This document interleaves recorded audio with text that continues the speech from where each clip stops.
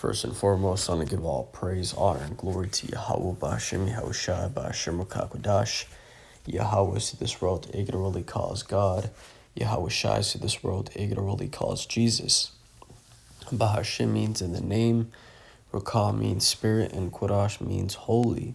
And that's all in the Paleo Hebrew. Also, give double honors to the elder bishops and apostles of Great Millstone that taught me this truth. In today's video, I wanted to go into how the war drums are beating. Okay, the war drums are beating. Now, the reason I make this video is because over the last pretty much week, you have more escalating things on a worldwide front, and specifically this. Okay, how the USS Gerald R. Ford, which is America's biggest Navy ship, is being sent to the Atlantic, is being sent essentially, close to Iran.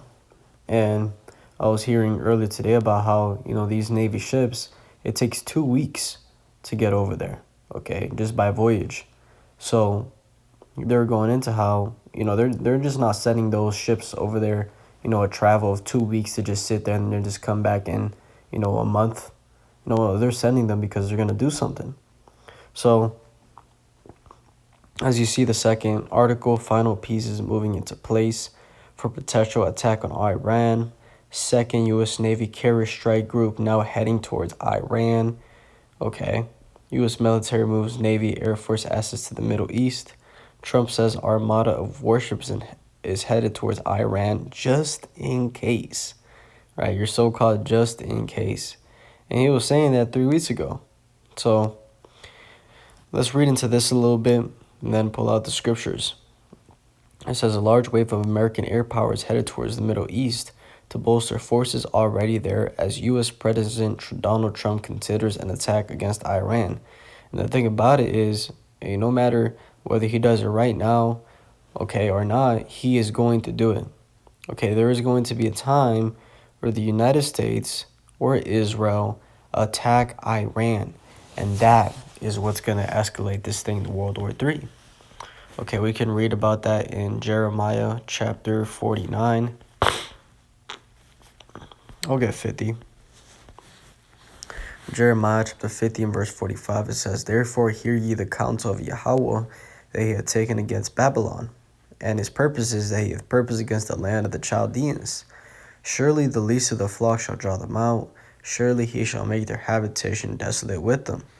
Right, so going into Babylon being America, and it says that the least of the flock is going to draw out America. Right, who are the least of the flock? These Israelis. Right, they're least, but somehow, some way they control everything. Right, but it says that they're going to be the ones that draw out America to World War III. And the reason is because it all started with this whole Israel, Hamas, conflict. And from there, Israel against Lebanon, and Israel now against Iran. And we know who backs Iran: Russia and China. Who backs Israel? America. And that's how Babylon got drawn out to World War III, which we're seeing it right now, a full-fledged. So it says, "Surely he shall make their habitation desolate with them. At the noise of the taking of Babylon, the earth is moved, and the cry is heard amongst the nations." Right, so after, Russia and China get in, and eventually, they're going to completely, utterly destroy the land of Israel, they're going to go towards America. And that's what this is talking about. How he's going to make their habitation desolate with them. Right, Israel's going to be like, if I go down, America going down too. Right? And at the noise of the taking of Babylon, the earth is moved. Right, because once this place gets taken, okay, it's going to happen by the way of those thermonuclear missiles. Okay, it's going to make the earth shake, like a drunkard. We can read that in Isaiah chapter 24 and verse 20. It says, "The earth shall reel to and fro like a drunkard, and shall be removed like a cottage.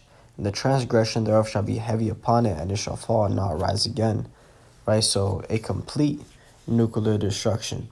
And it's going to happen in 1 hour, according to Revelation the 18th chapter. So let's get this in Ezekiel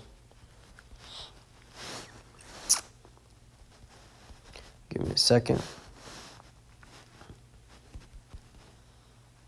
Ezekiel chapter 30, and let me search it up again.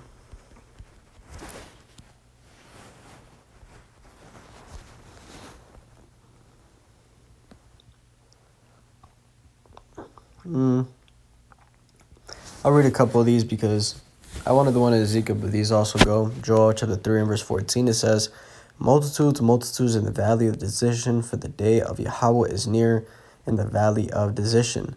Right, and the valley of decision is going into, okay, that Saudi Arabia region. Okay, that's where World War III is going to take place.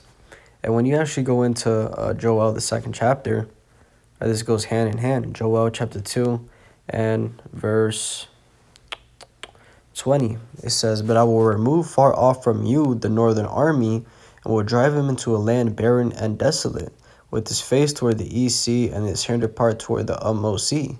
And his stink shall come up, and his ill savor shall come up, because he had done great things. And that's exactly what we're seeing right now. Okay, the Lord is going to eventually, World War III is going to be the full fulfillment of this, but he's going to put the northern army, okay, North America, American army, he's going to drive them to a land barren and desolate, okay, that desert region of the so-called Middle East. And that's where World War III is going to take place. So we're seeing it. Or we're seeing how the beginning phases are sending the ships, and after the ships, things start escalating. So let's get another scripture.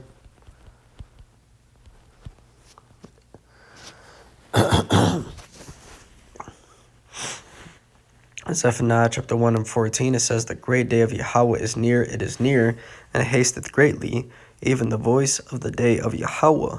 The mighty man shall cry there bitterly. Right, so this thing is fastly approaching. And that's why Yahweh Shai talked about how, don't let that day take you as a thief. Right? Don't get caught lacking. Because it says that as in the days of Noah. Let's get that.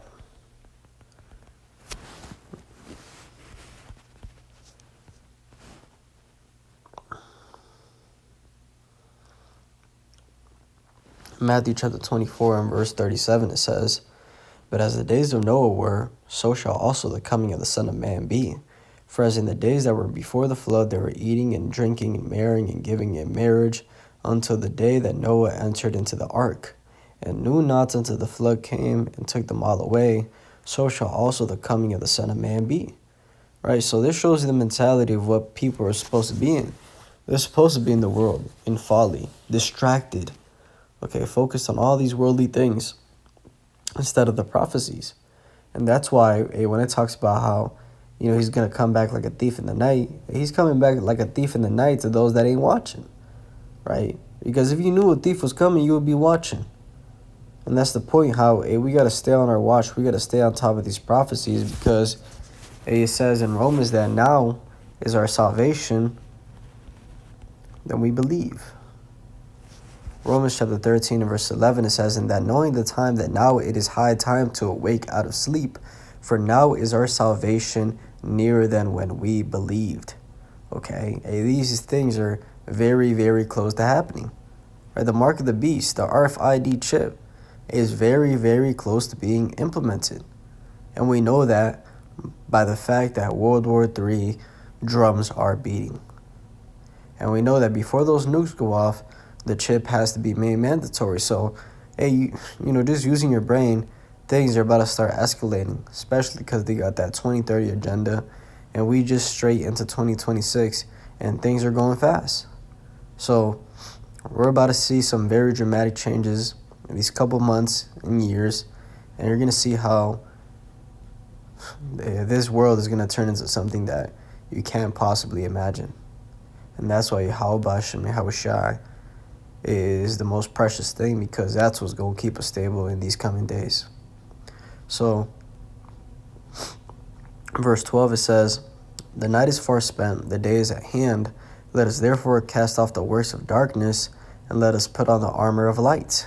Let us walk honestly as in the day, not in rioting and drunkenness, not in chambering and wantonness, not in strife and envying, But put ye on the Lord Yahushua Mashiach, and make not provision for the flesh to fulfill the lust thereof. Right, so lock in spiritually and put off the ways of the flesh. Right, focus, because soon these things will be in your face. Hopefully this is edifying. With that, and give all praise, honor, and glory to Yahweh, B'Hashem Yahushua, B'Hashem Makakwadash, and double honors to the elder bishops and apostles of Great Millstone that taught me this truth. Shalom to you, like Shalom.